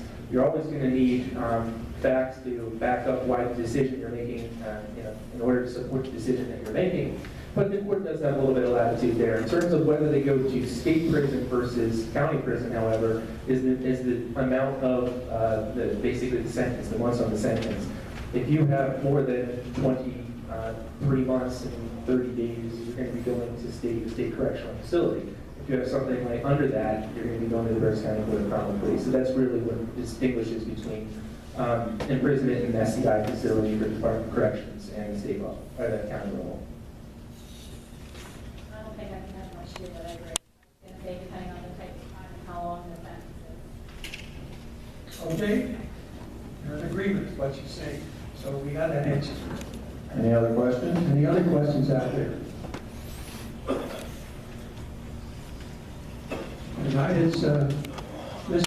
Navius and Ms. Boyd, but after tonight, not too distant for now, the Judge Boyd and Judge Navius. You got to treat them a little different, so don't hesitate to throw a question or two. Go ahead, Bruce.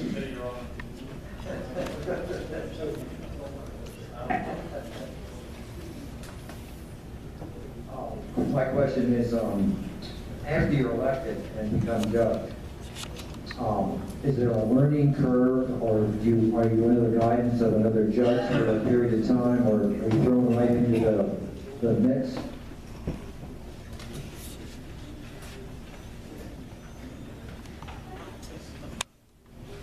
Before you actually take the bench, you go to basically judge school for a week, I believe it is, which basically gives you the nuts and bolts of what you kind of need to know to run the courtroom. But basically, there will be a learning curve for either of us, depending on where we're placed in the courtroom, just learning the different areas and more of the administrative duties, I think. We both work for judges, so we kind of know what goes on in the courtroom, but I worked for Judge Early 20 years ago, and I'm sure judges are doing things a little differently now. At least I would hope that they've moved on to do things a little more efficiently, just with the new technologies and so forth. So there possibly could be a learning curve depending on what court we're placed in, but we don't act under the supervision of another judge. Obviously, we have the ability to ask other colleagues if we run into any questions or we need some guidance, but the judge school is pretty much your training.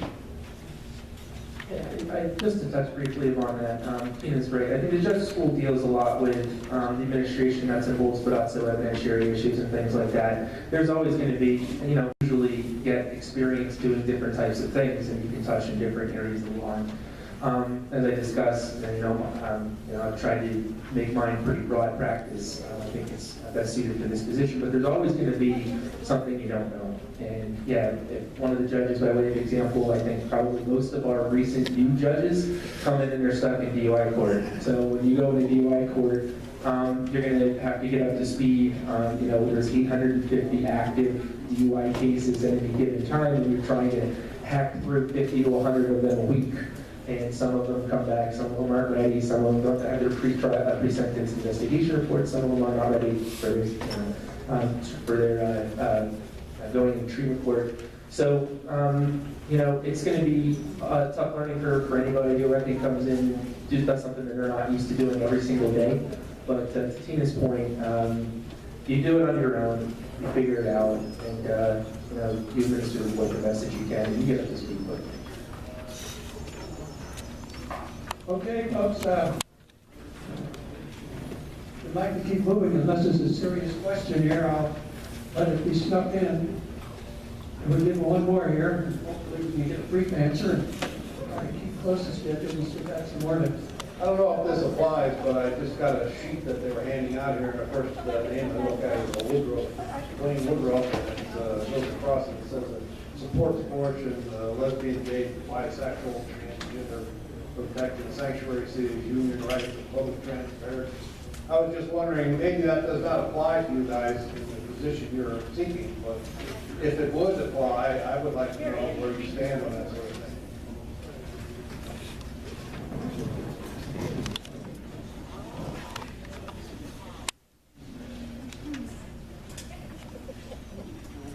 Regarding any issue that could potentially appear before us, we need to remain objective as to the answer. And basically, the nuts and bolts of the answer is, if there's a law that is in the books now that we have to follow, we don't have the discretion to deviate from that law or we're going to get appealed. So we have to follow the law as it is dictated currently. If that changes down the road, of course, we have that ability to do that. I don't remember all the questions that you were asking, but as I indicated earlier, our personal beliefs should not be coming into play in decisions. If there's a law regarding an issue, we need to apply that. If we have discretion, then of course we have to use what we know based on what we've learned through practicing law, as well as our potentially moral issues could come into play. But for the most part, we are forced to apply the law. We're not legislatures. And just to touch upon that, I mean, I can tell you in my personal life, I'm always going to vote based on policy for things that I think are priorities and I think are important. Me as a personal voter. But me as a personal voter, when I'm running as a judicial candidate, are two different things. The Supreme Court tends to be a little bit more of a partisan style race than what we're running. What we're running is we're where the rubber meets the road, and every day, people's everyday experience with the court. And you want to be an open book when people come in. That said, I will just tell you, I think my personal views on what we do as a judge is consistent with the limited role of the judge in the constitutional framework. I do not believe in legislating from the bench. I do not believe in activist judges. I believe in applying the law as it's written and understanding what my role is in the constitutional process. Okay, folks, with that, I'd like to move on to our next set of candidates.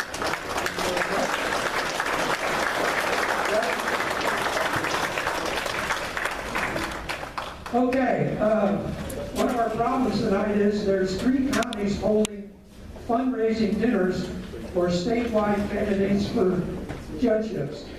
And it was tough to get some of those folks to respond.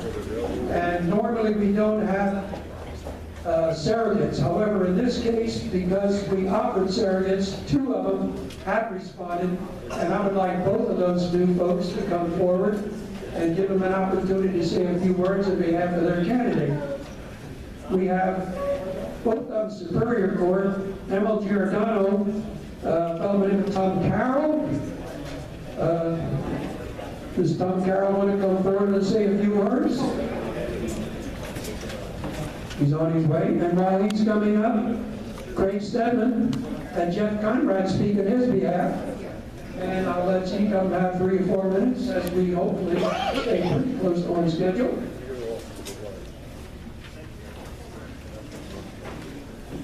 Good evening, folks. My name is Tom Carroll. Some of you may know me. I'm the vice chair of the Lehigh Valley Tea Party, and I've been here numerous times through the years.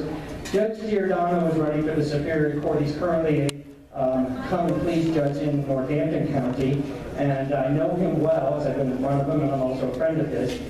And as with all of the Republican candidates for the Superior Court, they all believe in God. They all believe in the Constitution. They believe their role is to interpret the law and not make new law. And Judge Giordano has a life experience and a value system that says that we ask you to support him, and actually all of the Republican judges for the state appellate courts. Judge Giordano is such a dynamic person, and he shows up at the Lehigh Valley Tea Party on occasion, and I've met him across the state in various functions. And it's very important to understand that these local elections for judge, or not the local, the statewide elections for judges are very important. The state Superior Court is the busiest appellate court in the country, and they make decisions that most don't ever go to the Supreme Court. So when they're ruling on cases, and the same thing with the Commonwealth Court, when they're ruling on cases, ultimately they're ruling on cases that affect your rights as citizens. And if we put liberal judges on the bench that will interpret the law as more relatively as they want to, and not based on the Constitution, and think that they can sort of make social policy by being a judge, then we're all hurting and our rights are taken away. So Judge Giordano is the perfect candidate to support your liberty, constitutional-minded thoughts that you have here, because I know I share them with you every day, and God bless you and thank you.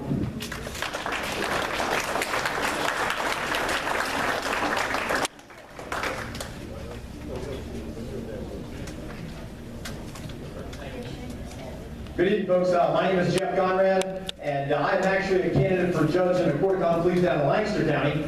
Mr. Stedman, District Attorney Stedman, asked me to come up here and speak with you folks tonight and share a couple thoughts. He's sorry he could not be here, but it's my pleasure to speak on his behalf. Craig and I had opportunity to work together in the District Attorney's office for a number of years. Craig is a highly motivated, very conservative District Attorney in Lancaster County, and he's a personal friend of mine. Has a great, lovely young family.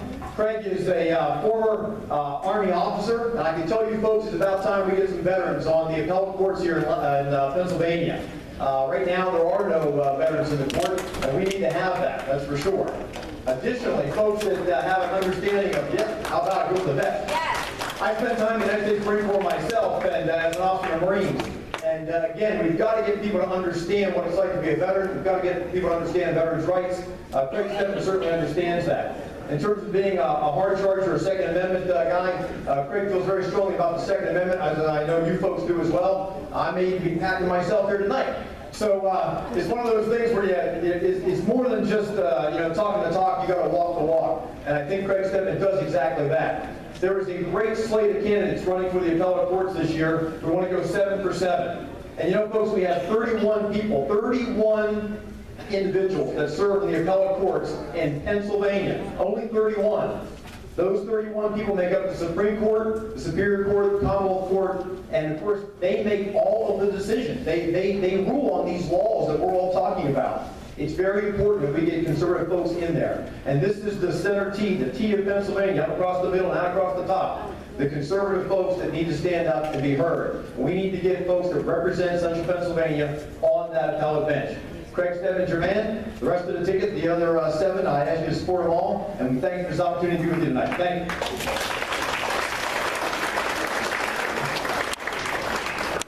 Okay, when I said that judges have a conflict and can't make it, I must give credit to one that cut out in his own event that he said he'd try to be here before we adjourned, and I kept him at the end to make sure he got here in time, and I understand he did.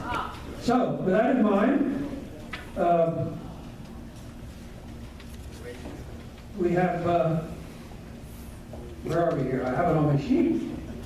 Wade, where are you, Wade? Okay, here we go. Wade, got your eyes, I got it. Wade is running for Superior Court on the Republican ticket. And we can wait a few minutes and certainly appreciate you cut out where you were to give us time here.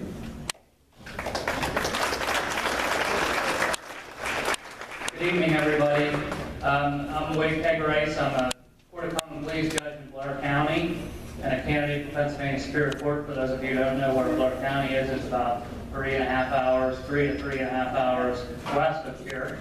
Like the speakers that just talked about the appellate courts told you, this year in Pennsylvania, we're going to elect 7 statewide appellate judges. Okay, with only 31 statewide appellate judges, that's almost a quarter of the Pennsylvania judiciary is going to turn over this year. Okay, that's an unusually high number of vacancies. So I believe that it's really important that we elect qualified and experienced judges to tackle the complex issues facing the Pennsylvania judiciary. The Superior Court handles a large number of criminal cases. Probably about 2/3 of their docket is criminal cases. And all of you know the public safety challenges that we are facing in our communities and in the Commonwealth and the country. You only need to turn on the news these days to see the violence that's going on in Pennsylvania and across the country. I come from Blair County, which is where Altoona is. We also have a kind of a rural population in addition to the city, kind of like Berks County, I'm sure. So all of you know that these kind of challenges that we're facing in our communities. A lot of us grew up with a sense of freedom from fear, but that's not the kind of community we live in these days. No longer is distance from an airport or a high crime area a guarantee of continued security. And we need judges who understand that, who can be fair to people who come before the court, but also understand what crime does to a community. I was a prosecutor for 15 years, had that unfortunate responsibility to be at crime scenes with murder of children, double murders, triple murders, all in rural Blair County. So we need judges who can understand these kind of issues. And the issues that we're facing in our court systems aren't just in our criminal courts. They're in our family courts. I was a family and civil litigator before I was a judge as well. And I remember when custody cases used to be moms and dads who would be in court to try to decide who was best able to raise children. Now there's grandparents and aunts and uncles and cousins in custody court and dependency court to decide who's going to raise children because the parents themselves are in prison or dead because of a statewide drug epidemic. These are the challenges facing Pennsylvania, and it's no time for an inexperienced judiciary. We need judges who are able to tackle these issues and address the issues facing Pennsylvania. Now, it's not enough that we just have experienced and qualified judges. We need judges who understand their role. Judges that are there to interpret the law, respect the Constitution, okay, respect our traditions, and are not there to engage in activism or try to change what the law is and make it what they think it should be. Okay, this Republican ticket that we have this year is a good ticket. It's a ticket that understands the role of a judge and will defend our Constitution. I'm proud to be endorsed by the NRA in this race. I'm proud to be a pro-Second Amendment guy. I'm proud to remember our traditions. In the Blair County court system, when a witness takes an oath, I just had a trial this week. When a witness takes an oath, this is the oath that we give them. You swear by Almighty God, the searcher of all hearts, the testimony you are about to give in this proceeding be the truth, nothing but the truth, so that you may answer to God on the last great day. Okay? That's it. That's the county of respect. I tell people, that will always be the oath in my courtroom. As long as I'm there, I can guarantee it. So this race for me is a lot about public service. I joined the United States Army Reserves and served as an infantryman at 17 years old. I studied criminology in college and became a prosecutor right out of law school. I ran for judge and I'm running for Superior Court to serve my community and country and to give back. So I appreciate all of you giving me the opportunity to speak to you tonight. Like the gentleman said to me before, we have a really great Republican ticket this year. A pro-Second Amendment, law and order ticket that understands the role of the judge. There's also another thing that's, I think, is beneficial with the Republican candidates this year that's important to note. We have a very geographically diverse group of candidates. All too often, our appellate judges are all from Pittsburgh and Philadelphia. Okay, we don't need all, there's some good judges on the appellate courts from Pittsburgh and Philadelphia, don't get me wrong, but we don't need all of them to be from Pittsburgh and Philadelphia. And just take a look at the Republican candidates and see where they live. They're all across Pennsylvania. Thank you so much for the opportunity to talk.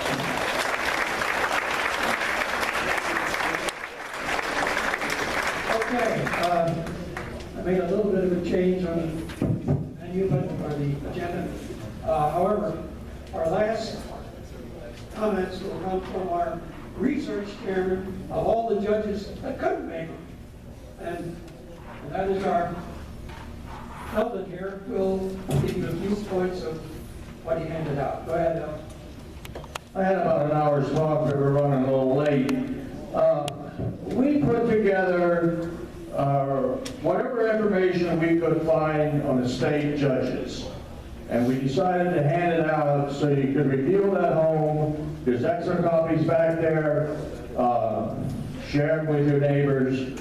But at least it might give you a little better insight as to whom you want to vote for.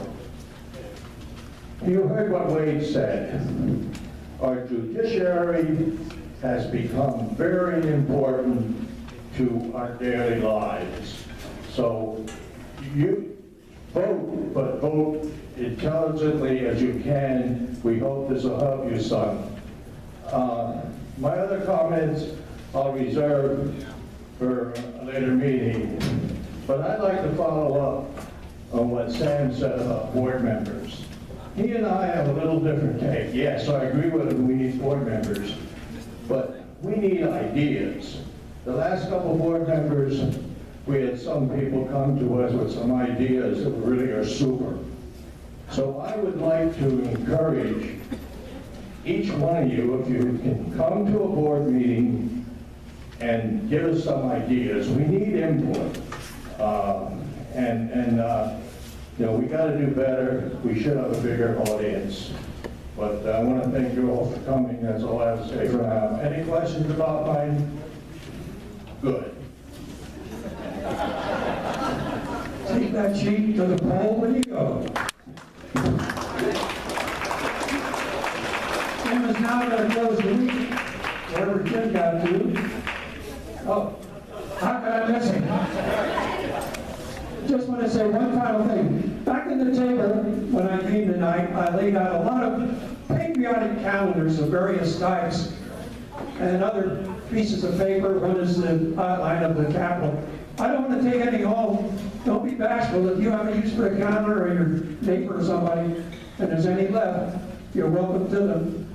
And like every other sheet there's a whole stack of layouts of the Capitol building. You know, kids that want to take them to school, if the kids are studying government, please do. Thank you. Thank you, Rod.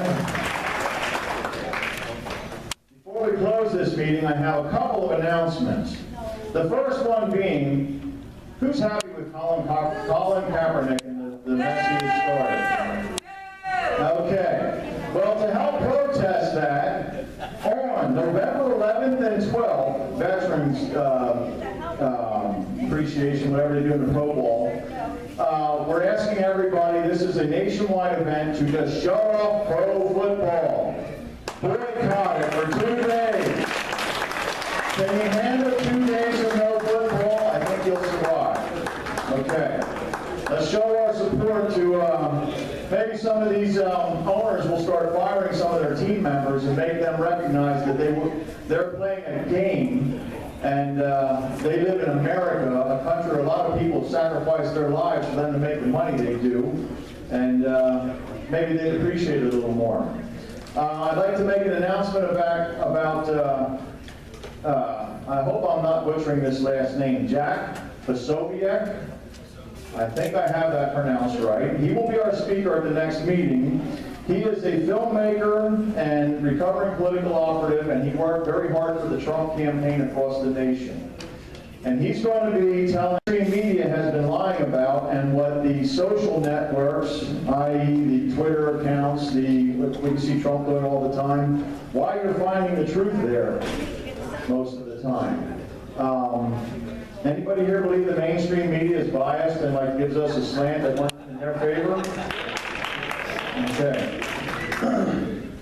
Well, anyways, this man is on the front lines, and he helped Trump get elected, and he's going to teach us a lot, so I think it's a very worthwhile meeting to be at.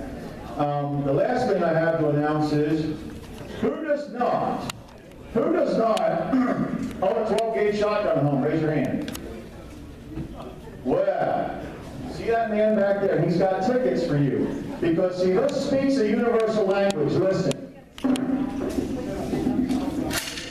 You hear that? No matter what language you speak anywhere in the world, you understand, when you hear that sound, all hell's about ready to break loose down your way if you don't get out of the way of what's coming. So, in light of the climate we have today with crime and stuff, you need something that speaks universal language. So please get a ticket. We only have a few tickets left. We want to have the drawing. And you might be the one who wins that. So I'd like to thank you at this time all for coming. Can we close this meeting in prayer? Oh, hot dogs. Wait a second. Who's the largest person in the room? Used to be me, but I lost weight. I didn't tell Deborah, but the doctor said I'm down 12.5 pounds. Yay! Okay, it used to be Jay. Jay's no longer with us. I miss him dearly, and his brother's not here. So we'll have to pick the largest person in the room has to eat them all if you guys don't buy them. So, now, it's 2 for 1 hot dogs. Please grab them. There's only a few left. But let's close this meeting in prayer. Can everybody in the back join us for prayer? Gracious Heavenly Father, we do thank you and praise you for this time we've had together. We have heard from the candidates. Father, you work in their hearts. You work in our hearts, Father, that we do that which is pleasing in your sight. We just pray, Father, you give us wisdom and guidance, and that you give them wisdom and guidance when they get elected, Father, that they would do that which is pleasing in your sight, and know that one day they will answer to the judge, the ultimate judge, Jesus Christ. And just pray, Father, that you guide and direct all that we do. You help us to be a good influence in our community, protect our soldiers here and abroad, and just thank you for our men and women in uniform, soldiers and police and fire, and just pray, Father, you keep them safe and that this horrible scourge going across our country would soon come to an end. It's in Jesus' name we pray. Amen. Thank you, everyone.